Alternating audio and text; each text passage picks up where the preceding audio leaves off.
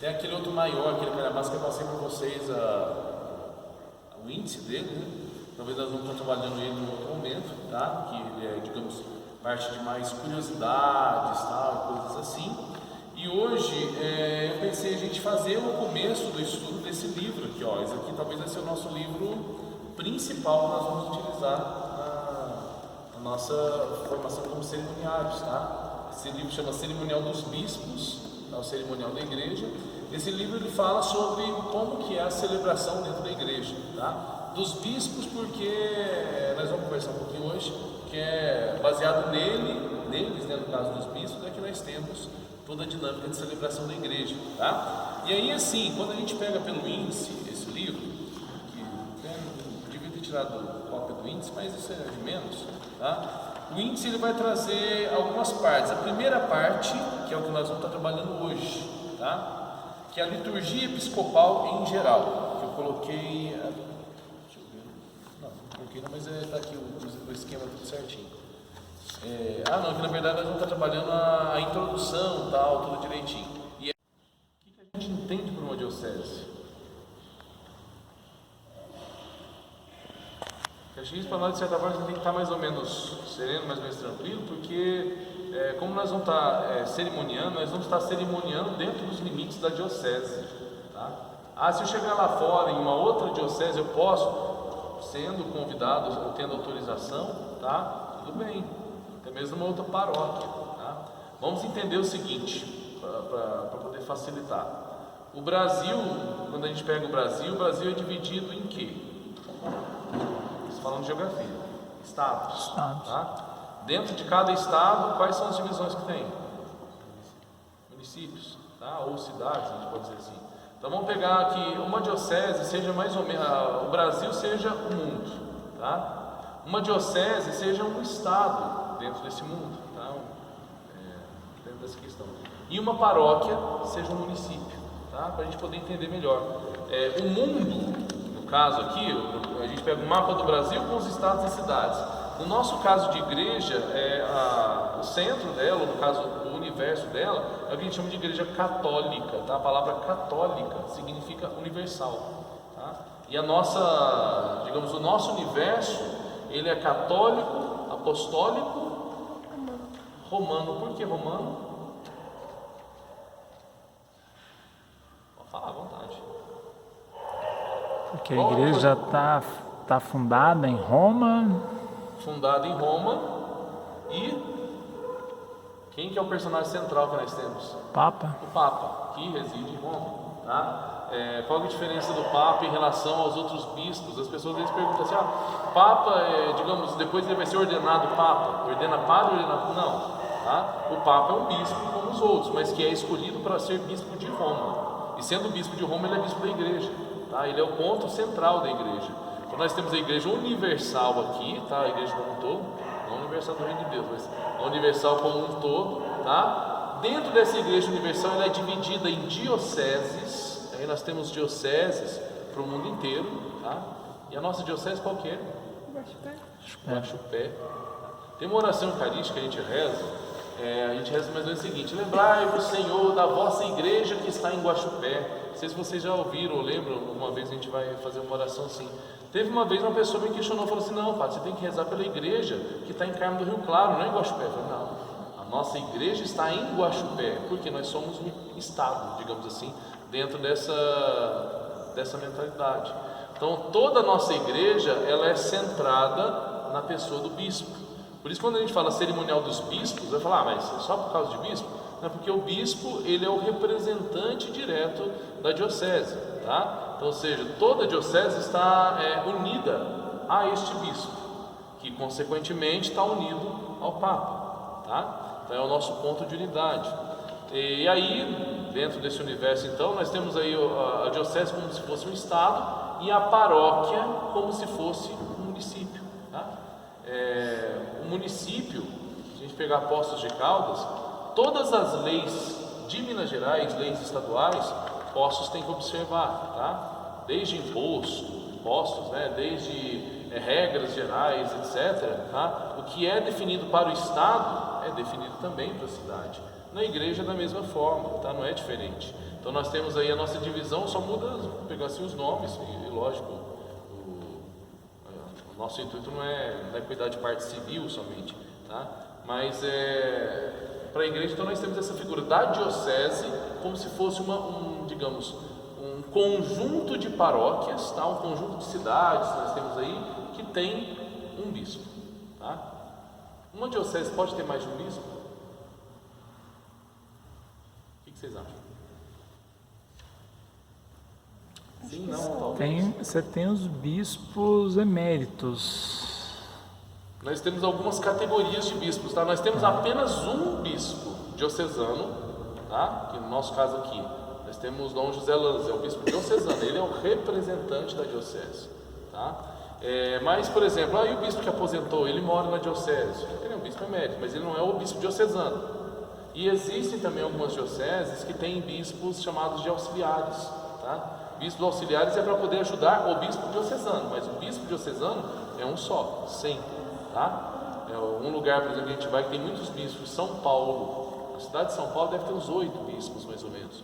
Só que tem apenas um diocesano, que é o cardeal, arcebispo, não sei o que, tal de São Paulo, tá? Então, para poder dizer, olha, a diocese, ela é conduzida e governada por um bispo. E aqui no texto que nós lemos, diz o seguinte: confiada a um bispo para apacentar com a colaboração do presbitério, congregado a ele por meio do evangelho da Eucaristia. Um bispo, ele não atua sozinho, ele delega funções. E entre essas funções, ele forma aquilo que é chamado de presbitério, que é um conjunto de presbíteros. O que é um presbítero? Vou começar com as palavrinhas gostosas aqui. Vocês conhecem algum presbítero? Conhece, Matheus? Conhece. Os padres. Presbítero é a mesma coisa que padre, tá? A gente tem o nome, a gente utiliza padres, que é o nome mais popular, digamos assim, mas a função nossa nós somos presbíteros da igreja, tá? A palavra presbítero significa ancião, tá? Ou velho, mas é só um nome, não é assim também não, tá? Então assim, todo bispo ele conta com o auxílio de presbíteros, tá? Que vai auxiliar na missão aí de evangelizar. Então uma diocese ela tem o bispo como cabeça, mas diversos presbíteros que auxiliam nas diversas funções. Desde a função de cuidar de paróquia, como a função de cuidar da formação dos futuros padres, como a missão de às vezes cuidar de alguma pastoral específica, tal, ser capelão de alguma coisa, tal. Então nós temos esses diversos ofícios, tá? Segundo ponto, segunda bolinha, quem lê para nós?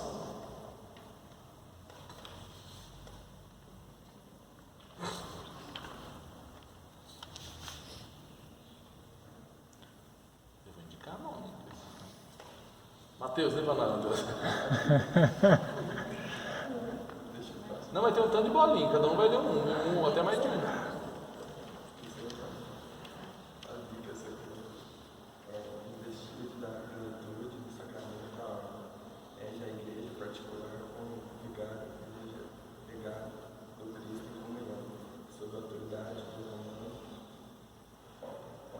Pontífice. São os sucessores dos apóstolos, comandados para ensinar, santificar e concentrar. Ele quem regulamenta a legítima celebração da Eucaristia. Tá, aqui está falando então sobre a função ou ofício do bispo.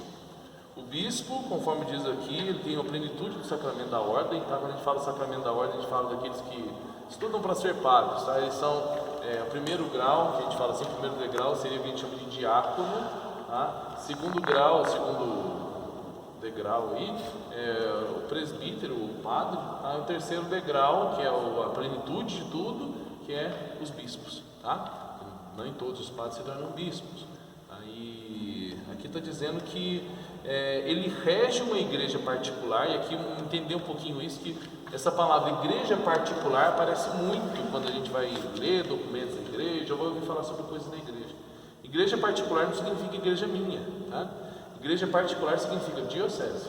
Então toda vez eu falo assim, olha, a igreja particular de Guaxupé, não é uma igreja que é minha igreja de Guaxupé, digamos, da igreja do Brasil inteiro, Minas Gerais, que a gente utiliza usou a imagem, tá? É como se fosse um estado particular dentro do todo, tá? Dentro do Brasil. Uma diocese, ela é uma igreja do universo, tá? Uma igreja universal particular daquela região, tá? Então o bispo, ele é um bispo de uma igreja particular, tá? E que está em sintonia, conforme está aqui, sob a autoridade do Romano Pontífice. A palavra pontífice significa ele que constrói ponte. Daí a palavra pontífice, a gente lembra de uma ponte. Romano Pontífice é aquele que constrói pontes em Roma, tá? E a gente chama o Papa daquele que constrói pontes por quê? Porque ele cria unidade entre os outros. Como se eu vou me aproximar de você para que todos nós falemos a mesma língua, tá? Então todo bispo ele está sob a autoridade do Papa, do Romano Pontífice, tá? E sucessores dos apóstolos, tal, e toda a vida que a gente fala, nós já vamos trabalhar então nossa parte aqui de liturgia. Toda a liturgia nossa é regida e ensinada pelo bispo. Eu estou aqui ensinando em nome do bispo, tá? É como se eu estivesse falando aqui em nome do bispo. Então eu não vou chegar aqui para vocês e falar assim, o bispo que faz errado, está celebrando errado. Ele quem tem a autoridade da liturgia, tá? E essa autoridade ele não vai fazer da cabeça dele, mas ele aprende também da Igreja Universal, tá bom? Então, nós temos aí essas organizaçõezinhas por aí. Terceira bolinha, liturgia episcopal. Quem pode ler? A tarefa do bispo como doutor, santificador e pastor da sua igreja revela-se principalmente na celebração da Sagrada Liturgia, que realiza com o culto. Na diocese, ele se encontra em unicoração, na mesma Eucaristia, em torno do mesmo altar, rodeado de seu presbitério e ministros. Daí a importância da igreja catedral. Igreja catedral, quem aqui já foi na catedral nossa? Onde fica a catedral? Que você talvez já conhece. Alguém já foi em Guaxupé aqui? Já? Já foi, Marcos? Não? Já foi, meu irmão? Só você ou mais alguém de vocês? Também já foi? Não? Guaxupé tem uma igreja grandona que fica lá no centro, né? O pessoal chama de catedral. O que é catedral? Catedral é a igreja diocesana, é como se fosse a matriz diocesana. Aqui em Poços, a gente tem, por exemplo, a Capela Santa Teresinha. A Capela Santa Teresinha, ela é ligada à matriz de São Paulo, tá? Poços, até um tempo atrás, o pessoal quando fala assim, eu vou lá na matriz hoje, onde a gente vai? Quando a gente fala isso? Vocês já ouviram alguém falar assim, hoje eu vou rezar lá na matriz?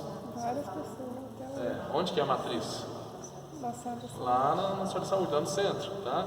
Por que eles chamam lá é a matriz de uma paróquia? Aqui em Poços nós temos 15 matrizes, acho que são 15 paróquias. Mas como antigamente só tinha a paróquia da Basílica, do centro, convencionou-se as pessoas falassem assim, olha, eu vou rezar na matriz. Lá era a matriz, tá? Hoje em dia ela é uma entre outras. Então tá, a matriz de uma paróquia, mas existe uma matriz da diocese. Como a diocese representa o Estado de Minas Gerais, aonde que é a matriz de Minas Gerais? Vamos ver, geografia agora. Já que uma paróquia é como se fosse uma cidade, qual que é a matriz de Minas Gerais? Isso é fácil. Belo Horizonte, tá? Que é a capital de Minas. A matriz, ou seja, o centro das decisões em Minas está em Belo Horizonte. Na diocese que representa esse estado para nós, o centro das decisões e tudo mais está em Guaxupé. E de maneira muito especial na igreja que é chamada a mãe de todas as igrejas, que é a catedral, tá? Por que catedral? A palavra cátedra significa cadeira. Na catedral nós temos a cadeira de onde o bispo ensina, tá? Eu acho que não é uma cadeirinha que fica uma mesinha ensinando, mas lembra para nós, é um símbolo que lembra para nós que a nossa igreja ela é regida, ela é ensinada a partir de Guaxupé, tá? A partir de onde o bispo está. É a igreja principal do bispo, tá? Então, aqueles que não foram ainda em Guaxupé, dia tiver a oportunidade, não esqueça, é uma igreja bonita que nós temos lá grandona, que se conhecem não sabem e tal, e representa então toda a nossa diocese, representa todas as cidades que tem na nossa diocese, são mais de 40 cidades que são da diocese de Guaxupé, tá? Então vale a pena, às vezes você chegar numa cidade por aí, por exemplo, Eu vou lá em São João do Boa Vista, que é mais perto aqui. Aí você chega lá no centro, o pessoal fala assim, aqui é a catedral. O que você vai imaginar? Olha, então aqui é a sede de uma diocese. Isso é claro para nós, é uma sede de uma diocese. E a catedral então é como se fosse a igreja mãe de todas as outras. São João da Boa Vista é outra diocese, tá? É diferente da gente. E a sede é lá, e é tão pertinho aqui de Poços, tá? Dessa primeira parte, alguma dúvida? Alguma questão, alguma palavra que acha difícil, algo que quer que traduz um pouco melhor? Dê uma lidinha aí alguns segundinhos antes da gente passar para o próximo ponto. Aí se achar alguma palavra, explica melhor isso. A gente explica aqui um pouquinho com tranquilidade, tá? Aproveitando esse intervalo que o pessoal vai estar lendo, arquidiocese. Bom, já ouviram falar essa palavra? Arquidiocese ou arcebispo? Vai ter alguns aí. Arcebispo é mais um bispo? Não. Arquidiocese é como se fosse uma sede regional, tá? Assim como nós temos vamos pegar mais uma vez a ideia do Brasil. Brasil, existem os estados, tal, e dentro dos estados, entre o estado e o município, existe aquilo que a gente chama de região, tá? Nós somos Poços de Caldas. Qual que é a região de Poços? É chamada de sul de Minas, tá? A parte sul de Minas é uma região, diversas cidades dentro do estado, tá? Na diocese nós somos a mesma coisa, a igreja como um todo, tá? As dioceses, que é como se fossem estados, tá? E um conjunto de dioceses forma aquilo que a gente chama de uma região, e essa região ela tem uma sede também, que é uma arquidiocese, é como se fosse uma que representa a região, tá? Nós somos representados por Pouso Alegre, tá? Então nós somos da diocese de Guaxupé, mas pertencemos à arquidiocese de Pouso Alegre, tá? Que é a diocese que representa no regional, tá? E aí todo bispo de uma arquidiocese é um arcebispo. Então não assusta às vezes falar assim, nossa, fulano é bispo, fulano é arcebispo. O que é? Isso é a mesma coisa, só que o arcebispo ele tem uma arquidiocese, tá? Ele é um bispo representante dos outros da região, tá bom? A título de representação dele, mitra. Eu vou falar sobre tudo isso daqui. Perfeito. Vai porque depois, como cerimoniários, nós vamos cuidar diretamente dessas, que a gente chama de insígnias, tá? Isso que o bispo utiliza, e não só o bispo, mas o padre, sim. Aí tudo tem um significado também, tá bom? E aí, alguma dúvida surgiu? Alguma palavra? Então vamos. Esse foi o primeiro capítulo, que fala só sobre a importância da liturgia episcopal e mostra para nós, então, aqui existe a diocese, o bispo, a liturgia que o bispo preside. Então, tudo que nós fazemos, já que uma coisa a gente tem que guardar, o padre, ele não existe sem bispo. Eu não sou padre por mim mesmo, eu sou padre por causa de um bispo, tá? Se eu falar assim, a partir de agora eu vou sair da igreja, tal, vou criar uma para mim, eu não estou ligado a um bispo, eu não sou considerado padre. Para mim, ser padre, eu tenho que estar ligado diretamente ao bispo. Eu, no momento, estou ligado ao bispo de Guaxupé, Dom José Lanz. Se Dom José Lanz amanhã for transferido ou mudar, tal, eu vou estar ligado aqui e enviar depois dele. Isso a igreja vai enviar alguém para poder fazer a ligação com a gente. Então, eu estou ligado diretamente ao bispo, tá? Então, ou seja, o bispo, o que ele ensina, o que ele celebra, é o que eu devo fazer aqui. Que, na verdade, a paróquia também é do bispo, já que ele é o centro de tudo, ele é como se fosse o governador dentro da diocese. Então eu, como simples prefeito, eu devo obediência a ele, tá? Diretamente, bom? Ofícios e ministérios na liturgia episcopal. Aqui está falando dos ministérios que nós temos e das funções de cada um desses ministros, tá? Primeira bolinha, presbíteros. Quem pode ler para nós? Os presbíteros estão unidos pela dignidade sacerdotal e dependem do bispo para o exercício de seu poder. São chamados colaboradores da ordem episcopal, chamados a servir o povo de Deus. Na liturgia episcopal, os presbíteros executam o que lhes compete, ou, na ausência dos diáconos, supram seus ofícios. Vocês conhecem algum presbítero?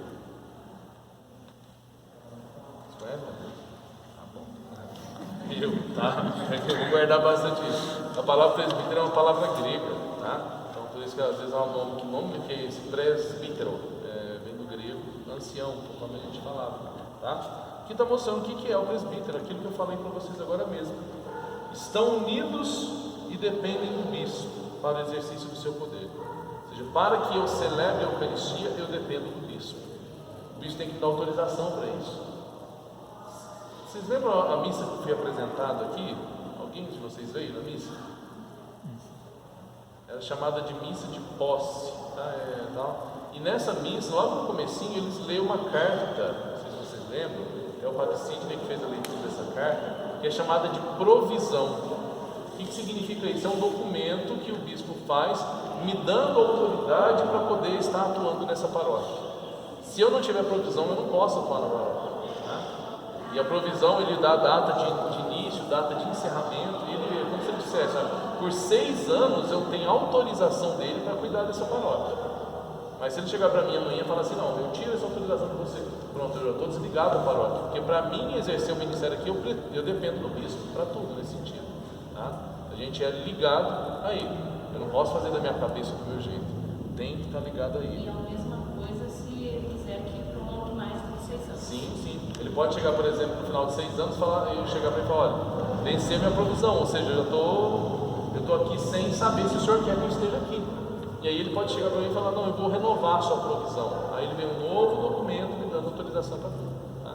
E essa provisão para nós, ela serve de tudo. Desde eu vou abrir uma conta no banco, eu preciso dessa provisão para poder dizer, olha, é você que é o responsável pela paróquia, porque senão não tem autorização para isso também. Nós vamos comprar um terreno para construir uma capela. Eu tenho que apresentar essa provisão para poder mostrar que, olha, eu estou aqui em nome do bispo. Então, está tudo no nome do bispo, a diocese inteira está no nome do bispo. Mas eu tenho a provisão para poder fazer isso em nome dele. Tá? Então a gente depende disso para tudo. Essa parte documental da igreja é muito rígida, muito firme, tá? Mas precisa ser também. Tá? Ao termo dessa ela tem uma validade. Ao termo da validade, ou renova-se ou transfere. Então, assim, obrigatoriamente, vencê-lo tem que ter. Eu tenho que procurar, né? O bispo, só para conhecimento, quando eu estava em Carmo do Rio Claro, eu fiquei 6 anos e meio, porque são 6 anos. E o dia que venceu minha provisão, o bispo estava em Carmo do Rio Claro. Aí o pessoal fez uma homenagem, 6 anos ainda. Depois eu procurei e falei, dona, venceu minha provisão, o que eu faço agora? Permanece? Falou, espera um pouquinho, não vou renovar a tua provisão, porque não sei ainda se você permanece ou você sai. Isso foi em agosto do ano passado, em dezembro ele procurou e falou, olha, você vai ser transferido mesmo. Então, eu fiquei aí uns 4 meses vencido, tá? Mas vencido com a autorização dele. Se eu vencer o meu prazo, eu tenho que procurar ele para poder falar que venceu. Tá? Mas aí ele me autorizou a continuar, até agora, transferindo para cá. Tá? E assim, oficialmente, como eu sou padre dentro da diocese de Guaxupé, isso me colocou aqui. Mas, por exemplo, um padre de uma outra paróquia que me chamou para ir lá, eu posso ir tranquilo, eu não preciso ficar pedindo autorização para o bispo para poder celebrar na paróquia. Mas se, por exemplo, eu for celebrar em São João do Boa Vista, outro bispo, eu tenho que pedir autorização para o bispo celebrar lá. Ele tem que saber, olha, você é um padre e está autorizado a rezar uma missa que seja aqui dentro. Tá? A gente precisa disso também. Tá? Então Mas isso para ambos os bispos, o bispo de origem e o do destino também? O de origem, no caso, ele não vai entrar em contato diretamente com o outro. Mas, por exemplo, o bispo de destino, para onde eu estou indo, tá? Ele tem que estar ciente que tem um padre de fora que está celebrando e que é um padre de verdade. Porque uma das preocupações é isso, às vezes de vez em quando aparece, mas ele não é padre de verdade, não, e chega lá, vem celebrar. Tá? Então é preciso dessa organização. Eu morei 2 anos em Batuba, cidade ruim, praia. E sempre quando eu vou para lá, eu celebro lá. Só que toda vez que eu vou para lá, o padre de lá pede autorização para o bispo. Como eu já celebrei diversas vezes, o bispo autoriza tranquilo, tá? Sabe que eu sou um padre de verdade, eu sou desses aí fake padre. Então eu já tenho eu consigo essa autorização, mas a gente tem que pedir isso, tá? A gente não pode fazer da nossa cabeça. Segunda bolinha, diáconos. Lê para nós?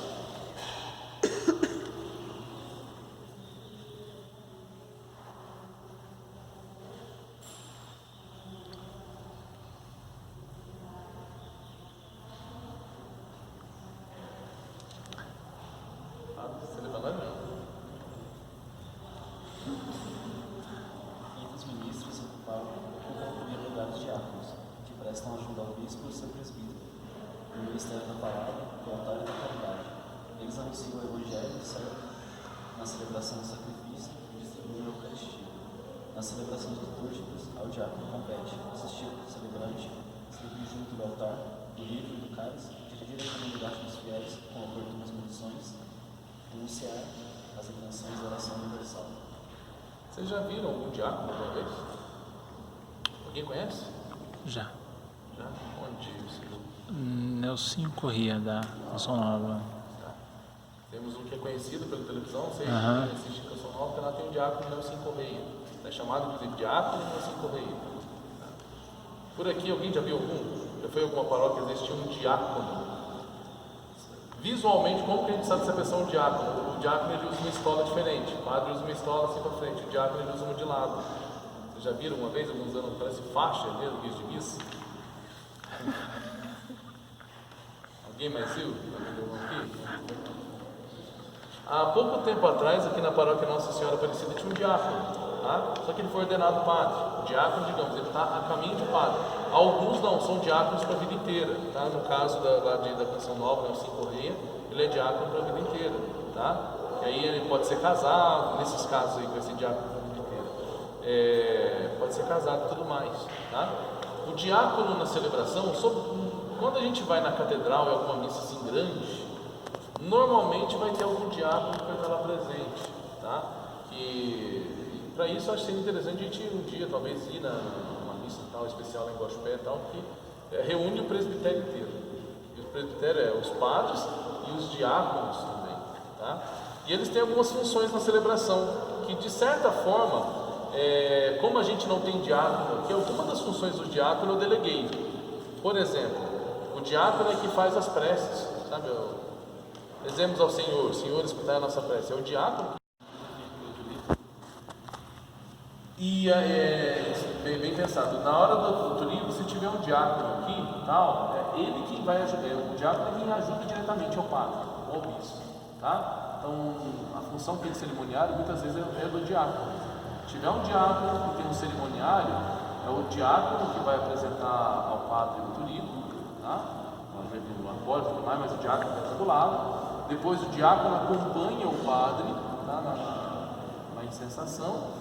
E depois, na hora daquele momento lá nas oferendas, que vai incensar o padre, o bispo, o padre, depois o povo, o diácono que faz a incensação do padre, o bispo, o padre, e apresenta o acólito, o cerimoniário, para incensar o povo. Tá?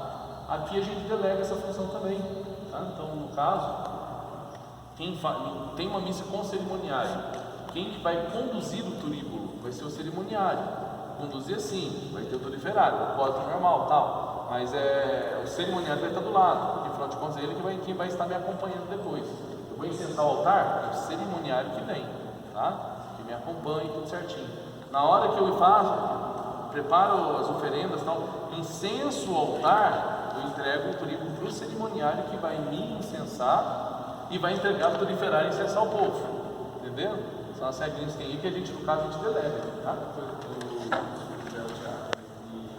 Sal que tiver comunhão para usar você quando o corpo fica. Não ainda dos acólitos, que nem está aqui no meio disso aqui, mas é uma subdivisão, que são os coroinhas, crianças, tá?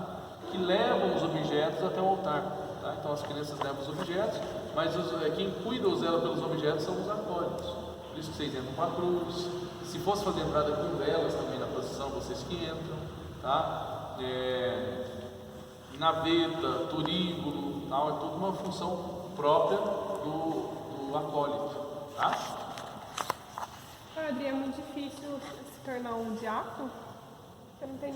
Olha, hoje em dia, aqui assim, até um ano atrás, quem se tornava diácono na diocese é quem ia ser padre. Por exemplo, o Nelson tá ali, né? Ele está no seminário, fazendo formação e tal. Depois do seminário, se ele realmente chegar, vou ser padre, ele vai ter que se tornar diácono. Ou seja, precisou estudar 9 anos para se tornar um diácono. O diácono fica 6 meses como diácono normalmente. Você lembra? Fica 6 meses como diácono normalmente e depois ele ordena direto padre. Hoje a diocese tem um trabalho, está começando um trabalho diferente de preparação para ordenar diáconos casados. Tá? Por exemplo, às vezes, tem alguém na comunidade tal, que poderia se tornar diácono, né? E vai se tornar diácono casado. São instituídos para uma função própria, ler a palavra de Deus na Assembleia Litúrgica. Na ausência do salmista, recitam o salmo entre as leituras e, na falta do diácono, enuncia as intenções da oração universal, preces da comunidade. Devem cuidar de maneira especial de dizer e pronunciar, de modo que a palavra de Deus seja percebida com toda clareza para os que nela participam. Isso que tem muito o que dizer, tá? São os leitores, que a gente já sabe também da função deles. Eles aqui proclamam as leituras. Na ausência do diácono, e não sendo delegado também, eles também fazem as preces, tá? Mas é uma função própria deles. Próxima bolinha, salmista, eu leio, pequenininho, deve ser perito na arte de salmodiar. Salmista é aquele que canta o salmo, tá? Que a gente chama de salmodia. Beleza. Aquele que salmodia. Se não tiver alguém que canta o salmo, quem que vai cuidar do salmo? A gente delega também. Faltou o salmista, o que a gente faz? Tira o salmo? Pode ser isso. Aí é o leitor. A gente delega o leitor no lugar do salmista, tá? Mas o salmista, ele tem um ministério próprio para ele, tá? Não pode ser esquecido. Próxima bolinha que remete diretamente a vocês. Mestre de cerimônias. Quem lê para nós? Sua função é fazer com que a celebração brilhe em decoro, simplicidade e ordem. O cerimoniário prepara e dirige, em íntima colaboração com o bispo ou presbíteros, as pessoas que têm por ofício coordenar as diferentes partes da mesma celebração. Ele deve ser perfeito conhecedor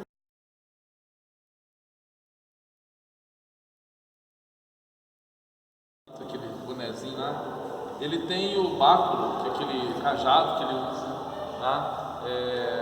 Tem hora que ele põe mico, tira mico, pega báculo, entrega báculo. É o mestre de cerimônias que sabe o que vai fazer a cada momento. Por isso aqui fala assim, tem que ser um profundo conhecedor da liturgia. Ele tem que conhecer o que vai estar fazendo, porque senão vai falar, o que o bispo vai fazer agora? Por que ele está fazendo isso? Tem que entender o porquê. Entendendo o porquê, vai fazer com tranquilidade. Lógico que, mas eu vou aprender isso da noite para o dia rapidinho? Não, é com o tempo. Mas, digamos, tomando gosto por aqui lá para poder saber, tá?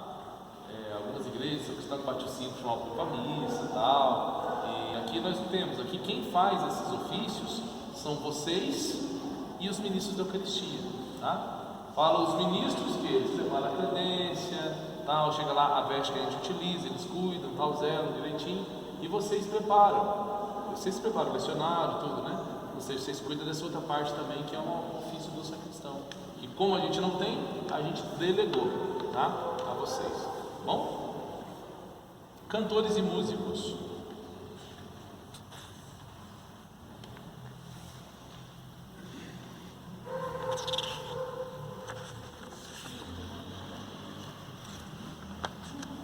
Pode ler para nós?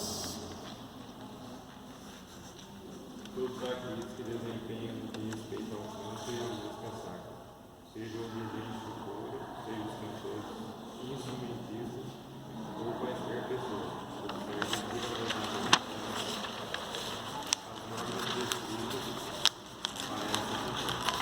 Deve ser bem simbólico, relativo à participação do povo, deve estar atento às festas litúrgicas e celebrações da qualidade de Deus.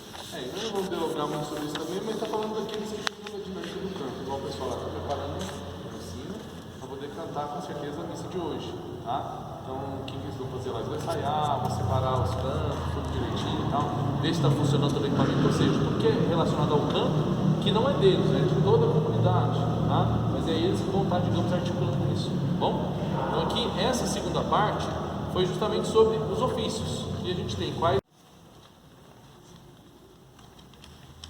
A igreja minha? É o quê? Aonde fica a nossa igreja particular?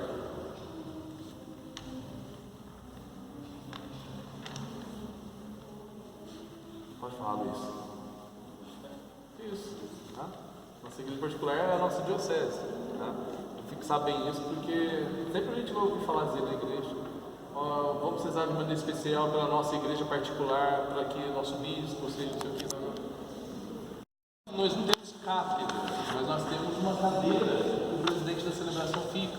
Que a gente também pode chamar de sede. Não sei se vocês já ouviram falar essa palavra na formação de acólitos. Tá? A sede é o lugar onde se fica o presidente da celebração. Tá? Diferente da cátedra, que é a cadeira da diocese. Essa é a paroquial. Tá? O altar deve ser construído e ornado de modo que seja o centro de convergência para o qual se dirige a atenção de toda a Assembleia dos Fiéis. De acordo com uma tradição antiga, recomenda-se que o sacrário se coloque numa capela separada da nave central.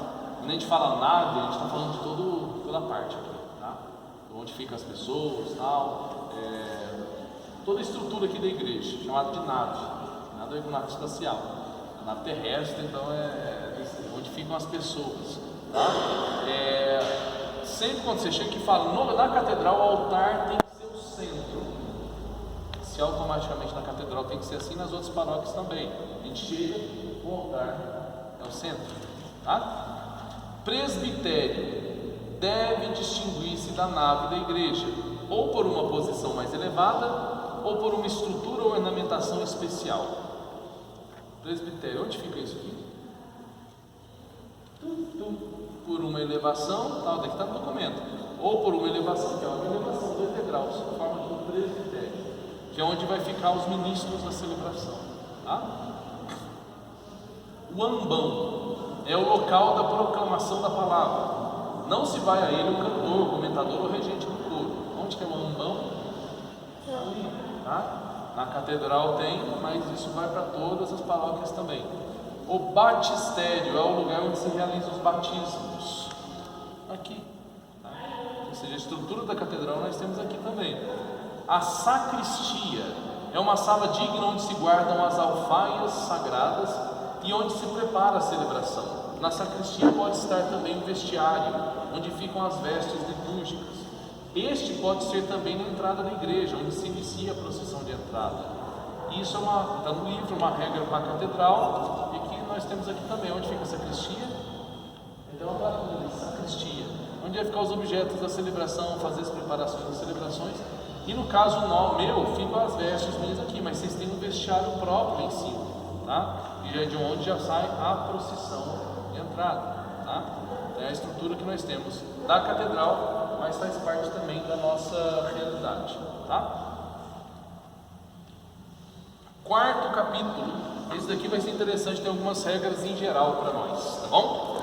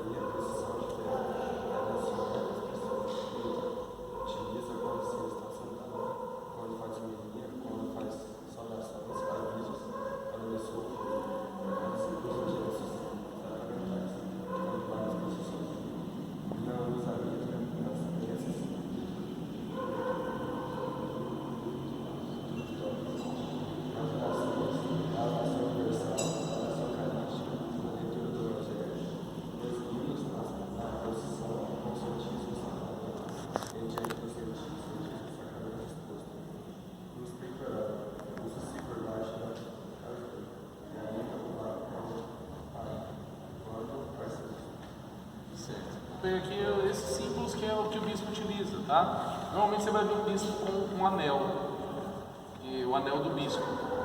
Quando você vê uma pessoa, você encontra na rua uma mulher que de repente você olha na mão esquerda dela, tem um anel dourado. O que significa isso? Ela é casada, tá? Isso significa que quando ela colocou aquele anel no dedo, ela prometeu fidelidade ao esposo. O esposo também usa o anel, tal, prometendo fidelidade à esposa. O anel do bispo é a mesma coisa, tá? É a fidelidade do bispo com a igreja. É como se o bispo fosse o esposo da igreja. Então ele sempre vai estar usando um anel que representa essa fidelidade, tá? Na igreja, em toda a história, então o anel ele tem esse símbolo de fidelidade. Eu estou unido a alguma coisa. Você vai pegar um anel de bispo, normalmente vai ter uma cruz ou uma imagem de Cristo, tal, para poder dizer, olha, eu estou unido a Cristo, tá? Ele sempre vai usar esse anel. Outra coisa que fala aqui é o báculo pastoral. O que é o báculo? Vamos lembrar, o que é um báculo? Quando o bispo vem aqui, o que é o báculo? Consegue ver a imagem? É o cajado que ele usa, tá? De vez em quando ele traz, de vez em quando ele vem sem. Nem lembro se a última vez ele usou ou não. Mas normalmente a gente coloca alguns acólitos, tal, que ficam segurando para ele, tá? Durante a celebração. E aqui está dizendo uma das coisas que, quando a gente for fazer, por exemplo, eu vou cerimoniar a missa de Dom Lanza aqui na paróquia, você vai ter que estar ciente disso. Que hora que ele vai usar o báculo? Que hora que ele não vai usar? Não é ele que vai falar assim, você pega ela para mim agora. Eu não pego. É você que está sabendo, tá? E aqui eu já coloquei algumas regras, está no livro ali também. Quando que ele usa? Na procissão de entrada, vai vir com o báculo, tá? Quando se vai chegando aqui, ele vai entregar o báculo, tá? Quando se vai ouvir o evangelho, quando se vai fazer a homilia, profissão de fé, quando ele vai abençoar as pessoas no final da missa, a bênção final, tá? Ele vai usar o báculo. Fora esses momentos, ele não vai ficar com o báculo, tá? E aí a gente entrega ao outro, ao ajudante que está lá, para poder segurar o báculo, tá? Mitra, o que é uma mitra? Já viram? Parece uma pipa que usa na cabeça, tá? Aquela é a mitra, e aqui fala que o sentido da mitra, a mitra mostra que ele é aquele que é, digamos, o bispo da igreja, tá? Ele é aquele que tem um munus de governar, tá? Quando fala munus aqui, a função, tá? A função dele é essa, tá? Governar, santificar e conduzir o povo, tá? E aqui fala também que o bispo tem hora que ele tira a mitra, coloca a mitra e tal, não é ele que vai pedir para vocês, para colocar ou para tirar, mas é a regra que diz, e quem vai saber a regra é o cerimoniário, tá? E aí, aqui fala os momentos, utiliza quando se está sentado, quando faz homilia, quando faz saudações, avisos, quando abençoa o povo, quando executa gestos sacramentais, quando vai nas procissões. Ele não usa mitra nas preces introdutórias, ou seja, no final da cruz em diante, nas orações, na oração universal, que é a oração da comunidade, na oração eucarística, na leitura do Evangelho, nos hinos, na procissão do Santíssimo Sacramento e diante do Santíssimo Sacramento exposto. Momento que ele não vai usar. Padre, como é que eu vou saber de todas essas regras? Quando vocês forem cerimoniar, por exemplo, uma missa com Dom José Lanza ou outro bispo, tá? Lógico, nós vamos sentar antes, vamos preparar o esquema. Esse esquema às vezes eles vão trazer no bolso, aí vocês vão ficar olhando. Eu sempre fazia isso quando eu ia cerimoniar o bispo, tá? Colocava lá agora, por exemplo, depois do oremos, tá? Depois do oremos eu olhava aqui para poder ver o que o bispo vai colocar, que vai tirar, o que vai manter, tá? Para poder a gente ir lá, porque aí ele depende do cerimoniário, tá? Para poder fazer isso. Vai ser a missão, a função de vocês, tá bom? Outra coisa que ele utiliza, insígnia, tá? É a cruz que ele usa no peito. Normalmente ele usa por baixo da veste, correta, ele usa por baixo, alguns usam por cima. E ainda o palio, quando a gente fala palio, é um carro da Fiat, tá? O palio, ele é uma tira que utiliza aqui, cai aqui na frente, e somente arcebispos que usam, tá? A gente vai ver às vezes o Papa utilizando o palio. Vou pegar uma foto aqui na internet, vocês vão entender. Veste dos presbíteros e dos outros ministros. Luiz, Levanais. A veste sagrada de todos os ministros é a alma, por tudo, apertada a cintura possível, acerca pela sua forma, se ajuste ao corpo mesmo se possível. Não está, caso a veste. Então a veste básica é essa, mas por cima dessa veste vai alguns outros elementos que vai identificar qual que é o seu ministério. Aqui fala do símbolo, sabe o que é símbolo? É o cordão que amarra na cintura. O ofício dele é segurar, lógico. A alva, quando fala aqui, hoje em dia, em alguns lugares usam. A alva ela parecia uma camisola, sabe? Mas daqui é bem larga mesmo, tal, que é tudo aberto, então você colocava assim para poder ajustar ela ao corpo. Hoje tem as túnicas que já são mais ajustadas ao corpo, facilita, tá? Aqui também falando do outro, o amito. O que é um amito? Às vezes você está usando a alva, mesmo ela era aberta aqui. Então, como ela era aberta aqui, aparecia a roupa que está por baixo. Então, você usa o amito, que é como se fosse parece um babadozinho, sabe? Você coloca, marca aqui para dar acabamento, só para não aparecer a roupa que está utilizando, tá? Mas poucas vezes, eu mesmo não tenho nenhum amito, nem utilizo, tá? Não é obrigatório. E aqui fala que os padres, eles utilizam o que a gente chama de casula. O que é uma casula? Aquela que a gente utiliza na cor litúrgica, tá? Na cor verde, então a gente utiliza aquele, põe a túnica e por cima aquele maior, tá? E isso, a casula vai por cima da estola. O que é estola? As tiras, a gente utiliza aqui na frente. O diácono fala da dalmática. Dalmática, ela parece vamos imaginar uma casula também, só que mais fechada um pouco, que o diácono utiliza, tá? E a dalmática vai por cima da estola transversal, que é aquela estola que é de lado, tá? Deixa eu ver aqui, vocês podem conhecer.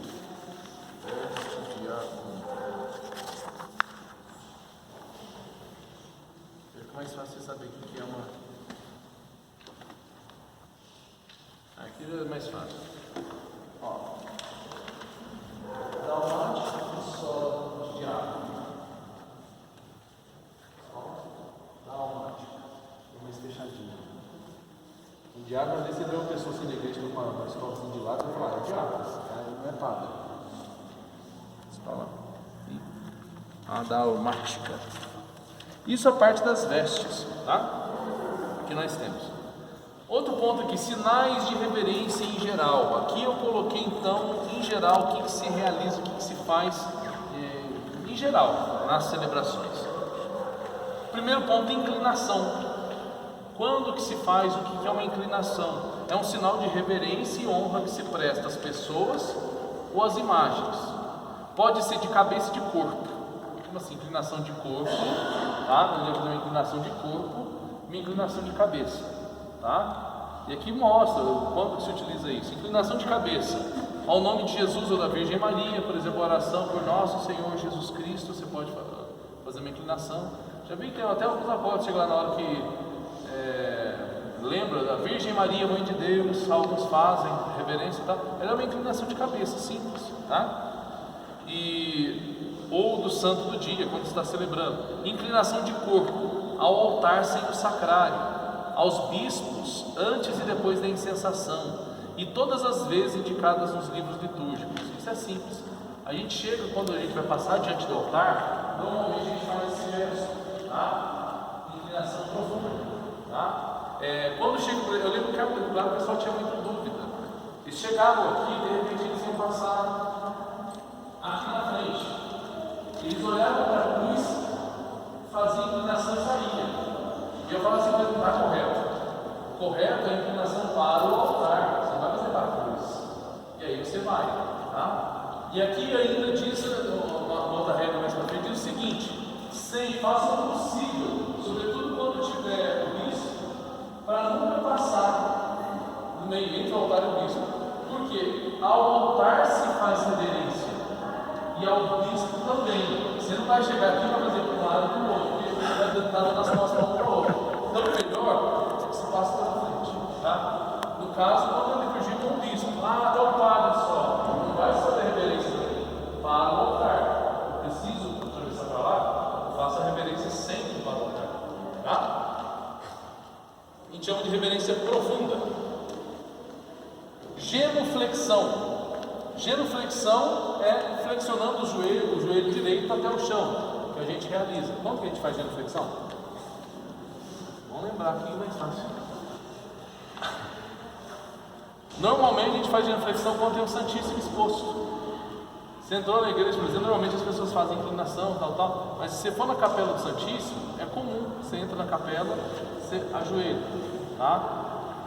Quando tem adoração, a gente permanece de joelhos, tá? Mas, por exemplo, eu entrei na igreja, o Santíssimo está exposto, eu preciso ir na sacristia. Eu vou fazer uma genuflexão e ir para a sacristia, tá? Ele é direcionado ao Santíssimo Sacramento, sempre. E um dia no ano a cruz, que é a Sexta-feira Santa, tá? A cruz se faz genuflexão também. Genuflexão em si significa adoração, tá? Reverências, eu coloquei reverência em geral, mas nem vou aprofundar muito isso. Santíssimo Sacramento, tá? Ao altar, que se é reverenciado com inclinação profunda, e no caso da missa, osculado. Osculado significa beijado, tá? Ao Evangelho se faz reverência. A reverência ao Evangelho é as pessoas ficarem de pé para ouvir e traçarem 3 cruzes, tá? O que significa essas cruzes? Quando vocês fazem elas, vocês fazem uma oração? O que vocês fazem? A gente precisa entender que às vezes a gente não sabe qual que é o sentido, a gente utiliza uma oração aí e tal, que errado. Não, mas é interessante a gente entender por que a gente faz essas cruzes. O que vocês fazem quando vocês vão no Evangelho? Nos livrai de Deus, nosso Senhor, dos nossos inimigos, do Pai, Filho e do Espírito Santo. Na verdade não é essa oração, tá? A gente faz porque convencionou que é isso, tá? Mas o que a gente reza então? A gente traça 3 cruzes. É como se a gente estivesse dizendo o seguinte: que o Senhor abra minha mente, minha boca e meu coração para ouvir e viver a palavra, tá? Para escutar e viver a palavra. Então esse é o sentido. Abre minha mente, minha boca e meu coração para escutar a tua palavra, tá? Esse é o sentido das cruzes que a gente faz, a reverência que a gente faz para o Evangelho, tá? E no caso também uma reverência que se faz é a incensação do Evangelho, tá? Fala com 3 ductos, nós vamos falar daqui a pouquinho de incensação. Bispo e outras pessoas. Vamos à parte de incensação, também vale a pena, acho que isso aí ajuda a gente também a conhecer. Incenso usa-se na procissão de entrada, vindo para cá. Todos aqui já foram turiferados? Vocês? Não, Luiz? Ué, engraçado, você não foi turiferado ainda. Não está com a centurismo um dia, você vai tirar do leito. Tati aí, abençoe. Se usa na procissão de entrada, tá? A gente já coloca incenso a primeira vez atrás, vem na procissão de entrada, a gente até pede, sim, tomar muito cuidado aqui, tudo bem, a matriz de São Paulo é grande, mas de vez em quando nós vamos usar incenso nas capelas, isso que está muito cheio, melhor forma, não pôr muito incenso e fechado. Na procissão entra aquele fechado, porque senão sai muito fumaça, tem gente que tem não sei das quantas, tal, que vai passar mal, tá? Então entra com ele fechado, que facilita, tá? Aqui diz que usa-se também no início da missa ao incensar o altar, tá? A gente pega o trigo e incensa o altar. Na procissão e proclamação do Evangelho, se leva até o padre ou o bispo, tá? E coloca o incenso lá, se faz a procissão da cadeira até a sédia, tá? Vocês fazem essa procissão e depois se incensa o Evangelho. Deixa eu ver. No ofertório, ao incensar as oferendas, o altar, a cruz, bispo com celebrantes e o povo, tá? A gente incensa primeiro as oferendas do altar, depois o altar, a cruz, tá? Depois quem está presidindo a celebração, depois, se tem algum padre que está celebrando, depois o povo. Isso é bom a gente saber, por exemplo, está na missa aqui, está o bispo, eu e o padre Julgar. Vocês vão incensar primeiro quem? O bispo, tá? Depois. Aí vocês incensam os padres, tá? Não importa, se tem 50 padres, vocês incensam de uma vez. Se tem 2 padres, de uma vez também. Então qual que é o melhor meio para a gente poder realizar isso? Eu vou incensar o bispo está aqui e tal, eu chego diante dele, você vê que ele vai estar por aqui, né? Você vai chegar diante dele, faz a reverência, incensa. Tem 2 padres, um de cada lado, eu não vou incensar um de cada vez. Eu posso vir aqui na frente, fazer a reverência, incensar, dependendo se tem 2, 3, 4 ou 5. Se tiver apenas um padre, você vai até na frente dele, onde ele estiver, faz a inclinação e incensa, tá? E depois o povo, a assembleia, tá? A regra até fala assim que algumas autoridades podem ser incensadas também. A gente não leva isso muito a sério, senão você fica muito estranho, tá? Será tal prefeito, aí chama o prefeito para incensar, então não convém isso, tá? Nem a gente quer, nem ele vai querer também, lógico, tá? Então, essa é a regra básica que nós temos de incensação, tá? Deixa eu ver onde que eu parei aqui. Pode ser usado também. Tem depois, elevação da hóstia e do cálice após a consagração. Pode ser usado na dedicação da igreja do altar, na confecção do sagrado crisma, tá? Na bênção do óleo do crisma, que acontece lá em Guaxupé na quinta-feira santa, tá? Na exposição do Santíssimo Sacramento, a gente utiliza aqui primeira sexta-feira do mês, sempre estamos utilizando. Nas exéquias de defuntos, pode ser utilizado também. Procissões, transladação de relíquias. Para pôr incenso no curico, o bispo senta-se onde estiver a cátedra, coloca o incenso e benze o sinal da cruz, com o sinal da cruz sem dizer nada. Antes e depois da incensação, faz-se inclinação profunda à pessoa ou objeto que é incensado. Não porém ao altar e as oferendas recebidas para o sacrifício da missa. Por isso que vocês fazem a inclinação na hora que vocês vão incensar o bispo, o padre, seja quem for, tá? Chega diante de uma imagem, a gente faz a inclinação e incensa. E como se incensa? Tem 3 regras. A primeira regra, 3 ductos. Ducto significa lançar 2 vezes, tá? Então quando você vai incensar, por exemplo, aqui diz Santíssimo Sacramento, relíquia da Santa Cruz, imagens de Jesus, no caso do Senhor, oferendas, a cruz do altar, livro dos evangelhos, cílio pascal, bispo, presbíteros concelebrantes, autoridades do povo e corpo de defuntos, tá? Você incensa com 3 ductos. Você joga 2 para frente, 2 para a esquerda e 2 para a direita, tá? Essa é a regra básica. Mas aí como fazer no caso do livro? Tem lógica de informação do livro, como ele que já foi doliferado, interessante sempre manter. O que vai dar segurança para nós vai ser sempre essa mão na altura do peito, tá? A outra mão na altura da mão também, mais para frente. Para incensar fica fácil, você consegue dominar tranquilo, tá? Não tem muita dificuldade isso. E tem que fazer barulho, não tem? Barulho é o de menos, tá? O importante é sair fumaça. Segunda regra, 2 ductos. Quando se incensa relíquias e imagens de santos, que não seja imagem de Jesus, tá? É uma imagem de Nossa Senhora. Eu vou incensar um lado e outro apenas, tá? Ictus significa lançamento. Quando a gente vai incensar o altar, vou jogando e assim vai em todo o altar, tá? Rito da paz e posição das mãos, acho que isso aí tá tranquilo, também não precisa levar muito, não, está só explicando um pouquinho isso, tá? E aí, turminha, dúvidas, questionamentos? Curiosidades, o que vocês dizem dessa parte? O que pode surgir de dúvidas a partir daí? Fique à vontade. Vou começar a fazer as perguntas.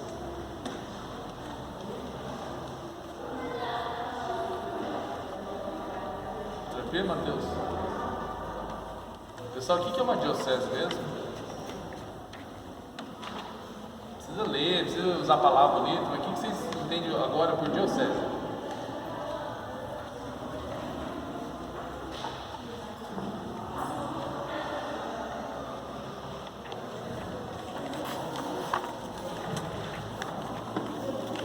Pode falar à vontade.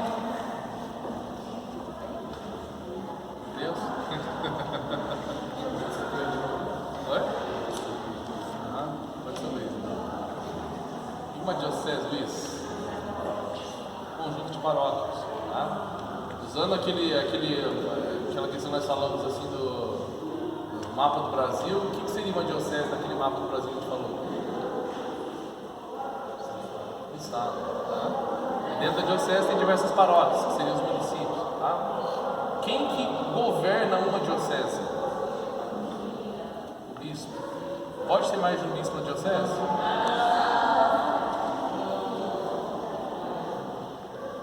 Existe um único bispo da diocese, mas ele pode ter auxiliares. Mas os auxiliares estão ligados a ele, que é o bispo. Na diocese tem o bispo e os presbíteros, chamados de presbitério, aqueles que estão ao redor dele, aqueles que estão auxiliando, que no caso somos nós padres, tá? Tem que ficar bem firme para nós também. Sobre as insígnias do bispo, como é que chama aquele chapéu que o bispo usa, né? Mitra. Como é que chama o cajado? Vocês vão estar trabalhando com ele direto, tá? Com báculo, quando o bispo vier, tá? O bispo usa também um bonezinho aqui, a gente chama de solidel, né? E às vezes pode chegar até você e falar assim, olha, pega o meu solidel ali que eu esqueci tal lugar, você fala, meu Deus do céu. Então assim, é bom a gente conhecer bem, para a gente poder estar bem fixo, firme e aos poucos a gente vai compreendendo melhor, tá? Mas eu acho assim, a nível de começo, é bom a gente ter esses conceitos, tá? Para a gente poder depois ir pegando. Semana que vem, quando nós vamos ter o nosso próximo encontro, a ideia é a gente já trabalhar um pouquinho a questão da missa, a celebração da missa, as partes, o que significa cada uma das partes e tal, para quando a gente for auxiliar como cerimoniários, a gente está bem ciente do que vai acontecer, tá? Tranquilos? Organização, legal, tranquilo? Bem, então vamos concluir com a nossa oração.